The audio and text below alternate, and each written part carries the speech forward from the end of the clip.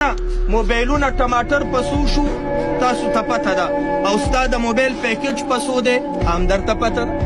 مخکې به د سلو لوټ واچولو موبایل کې 2 ټلیفونونو باندې ختم و 2 رنګونو باندې ختم و. اوس درته وایي 200 روپۍ پکې واچوه پوره میاشت خبرې کوه. دا زموږ د ترور زامن دی چې دومره ریلیف راکوي. دا زموږ دمره خپلوان دي، دا زموږ دمره نیخوا دي. دا غواړي دا چې د ماشوم بچي ته لاس کې موبایل ورکه او قرآن ته نه واله.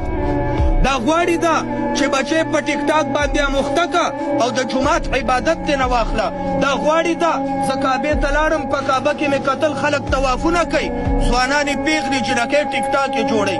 دا غواړي دا چې د کعبې ته ټول عمر خلک ارمان کوي، سوال کوي، جړا کوي، الله مقدسې ځمکې ته مې بوځه، ده تاله داسې پلیتي لاس کې درکه چې په هغه ځای کې ته سلفیانې او تصویرانې وباسې.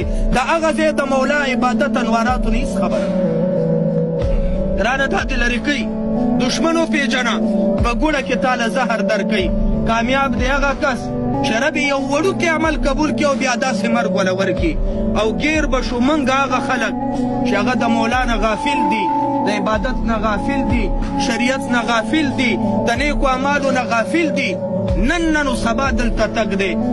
قرآن کریم وایي انسان چې څومره بد اعمال کوي فتوبع علی قلوبهم، په زړونو باندې مهر لګي، او چې کله پې مهر ولګي نو دته بیا د قرآن آیات وایه په دا اثر نه کوي، دته بیا د احادیث وایه په دا اثر نه کوي. دیږده یو کس به وایي دا کاڼي دي، په دې باندې به منډې وایي، ټوپونه وایي. نو زه به یم صحیح ده که نه، ته وایې چې کاڼي دي نو کاڼي خو دي، دې نه انکار نشته، خو دننه چې پکې څه دي هغه ستا سوچ او فکر دی.